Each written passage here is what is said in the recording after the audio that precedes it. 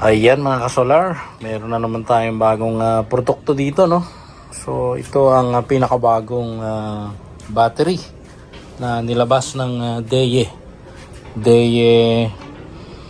inverter, ano? Although inverter talaga ang main product nila, pero ngayon ay naglabas sila ng battery. So SEF16, ayan. At 109 ang net weight ng kanyang battery. So, i-unbox natin at titingnan natin yung mga laman nito sa loob. At syempre, ay titingnan din natin kung ano yung specs niyan. Or kung ano man ang kasama niya, kung kasama ang datasheet, para magkaroon tayo ng kumpletong idea bago natin gamitin, no? At kung may pagkakataon siguro ay susubukan nating i-capacity test ito. Dahil doon natin malalaman kung talaga siya ay tutugma. Dahil itong unit na ito ay 314 ampere hours. So 16 kilowatts na yun. At bagong-bagong gawa talaga yan, ano? August 24, 2025. So buksan natin, no? Ayan. Duran. First time natin magbukas. Ayan. Wow! Talaga naman. So ito ang kanyang nilalaman.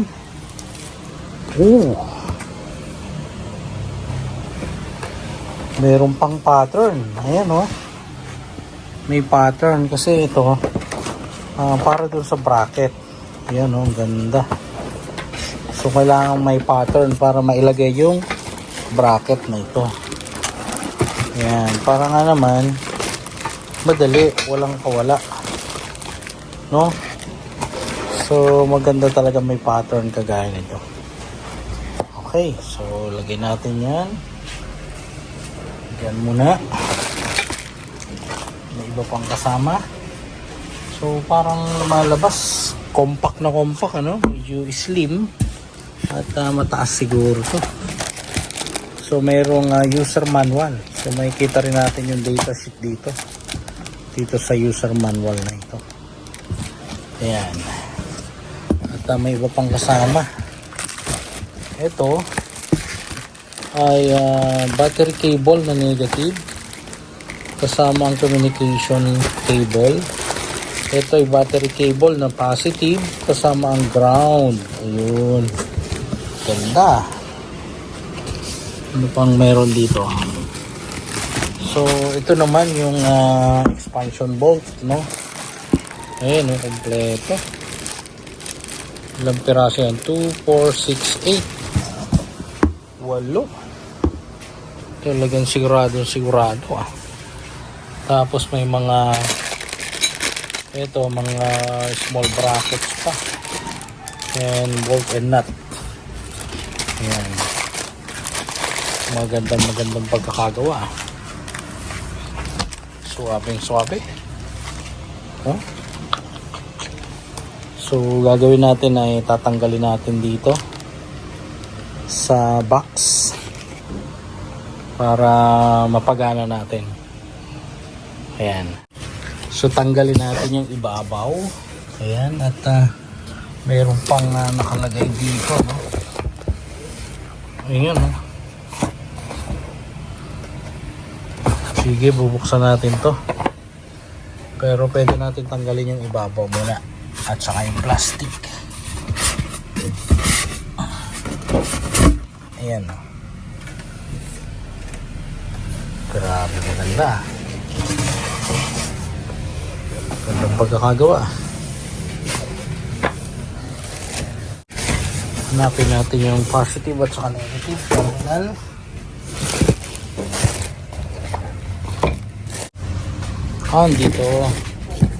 Dito yung positive at saka negative terminal. Ayan. So talagang well pack. Magandang pagkakalakay. magandang pagkakalagay sa box. So yan. At dito ang ibabaw, ano. So ayan, ano, pwedeng maging floor standing kasi merong paa, ayan, oh, foot castor. So pwede natin ilagay yan sa ilalim. Ayan, 4 din. At pwede na maging movable ito. Pwede lang itulak-tulak. Ayan mga ka-solar, so meron tayo ngayong ika-capacity test. At ito yung bagong partner ng inverter, no, na 18 kilowatts or any hybrid inverter ng DEYE. So ayan, kitang-kita naman natin, naka-DEYE. DEYE yung logo. At konting background lang, ano, dito sa mismong battery na to. Ito ay mayroong capacity na 314 ampere hours. So ibig sabihin yan, kung hanapin natin or bibilangin natin yung kanyang energy in terms of kilowatt hours, ay aabot ng 16 kilowatt hours yan. So ibig sabihin 16,076 watts. So ngayon, malalim ang depth of discharge nito. Ibig sabihin ng depth of discharge, yung 90% usable energy ay kung meron kang consumption, ano, yung consistent na consumption mo na 1,200 watts at 90% na DOD ay tatagal ng 12 oras, no? 12 hours ang itatagal nito para sa iyong mga appliances na nagkakaroon ng total na power consumption na 1,200.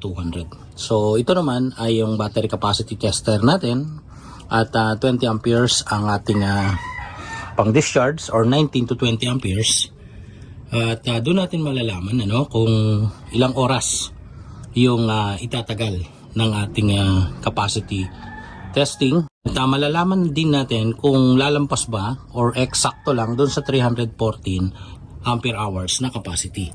At itong DEYE battery na ito, meron siyang scalability or yung pwedeng maparallel ng 32 pieces. So 32 piraso. At ang kagandahan ay wala ng DIP switch dahil automatic na yan. Pagka kinonect natin yung kanyang PCS sa inverter, ibig sabihin yun yung communication protocol niyan sa inverter, mag-uusap na yan.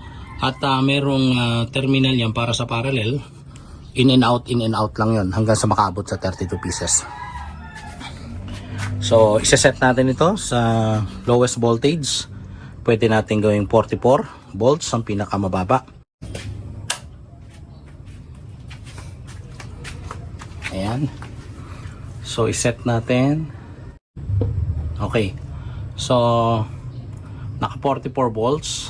Tapos yung DSC, ibig sabihin ay discharge yan. At yung amperahe, ano, 20 amperes. Pero okay na tayo dyan. Discharge tayo, 20 amperes and 44 volts. Ang lowest voltage natin. At dito, makikita natin yung kanyang starting voltage. At kailangan nating i-tap muna, no, para makita natin yung starting voltage bago natin simulan ang capacity testing. Okay. So, dito sa negative. Ayan, okay na yan. At merong maliit na push button switch dito sa likod. Okay. May push button switch. Tingnan natin niya kung ilan ang voltage.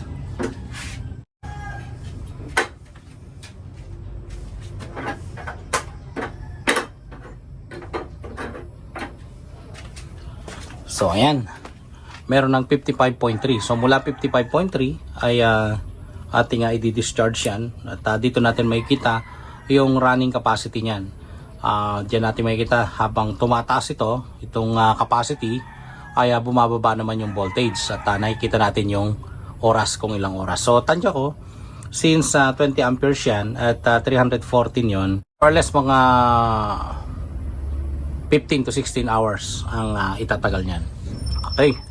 So, subukan na natin. Simulan. So, ayun. Nag-start na.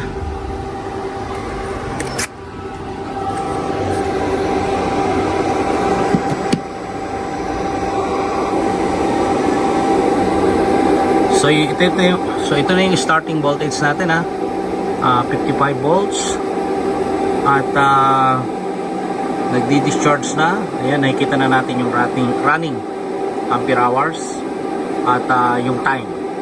So ito ang indicator na pagka ito ay nag-off, ibig sabihin nag-stop o kaya na-interrupt ang kanyang discharging. So babalikan natin yan mga ka-solar hanggang sa makatapos tayo. At ito lang yan, no? Ito yung PCS. Ito yung PCS, ito yung out, yung in para sa paralleling. So 32 pieces ang pwedeng i-parallel dyan. Okay, so ito naman yung connection yan sa inverter mismo kung ko-connect natin dito. Ayan. So medyo maingay lang, no, kasi talagang mataas kasi itong amperahe ng ating battery capacity tester. 20 amperes yan. Isinubay ko na ngayon kasi medyo maganda ang panahon, kaya itong kinoconsume nito na power, no, para dyan sa pagdi-discharge ay galing diretso sa solar. Okay,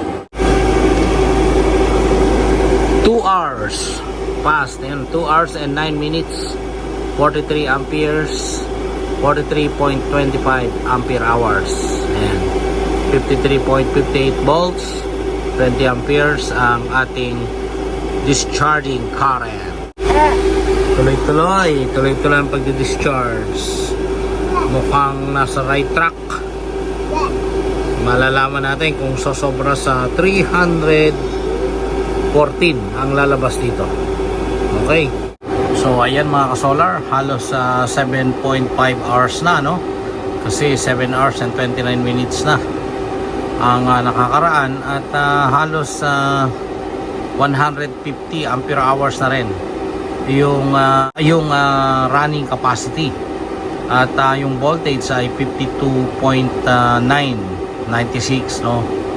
So mukhang mahaba-haba pa ito kasi mataas pa yung voltahe at baka abutin to ng medyo matagal-tagal.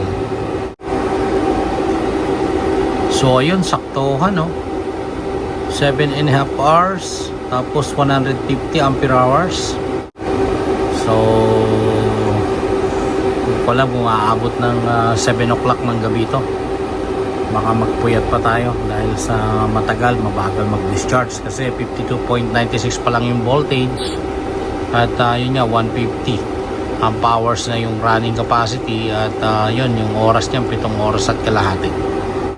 Ayun mga ka-solar, balik tayo. Ayan, no. So ngayon ay nakikita natin 10 hours na yung runtime at nagpapakita na ng indikasyon na parang aabot sa 300. Hindi lang natin alam kung lalampas ng 314. So 52.8 or 52.86 volts ang kanyang state of charge, no? 20% yung discharging current natin at ang kanyang running capacity 200.5 ampere hours na. So 10 oras na. Tingnan natin kung aabot pa ng 5 oras bago matapos ang ating capacity testing. Yan, nagbabalik tayo mga ka-solar. At yun na nga, 14 hours. Yan yung tagal ng discharging natin, capacity testing. Pero medyo malapit-lapit na rin kasi yung kanyang capacity ngayon sa loob ng 14 na oras ay 280 amp hours na. At wala pa tayo sa nominal voltage na 51.2 kasi 51.6 pa lang ito. So meron pang 2 oras, no, na itatakbo ang ating capacity testing or siguro mga more than 1 hour. Kasi 20 amperes, no? 20 amperes para maging 300 yan ay aabot ng 1 oras. So, more than 1 hour na lang siguro ang itatakbo natin para matapos tayo.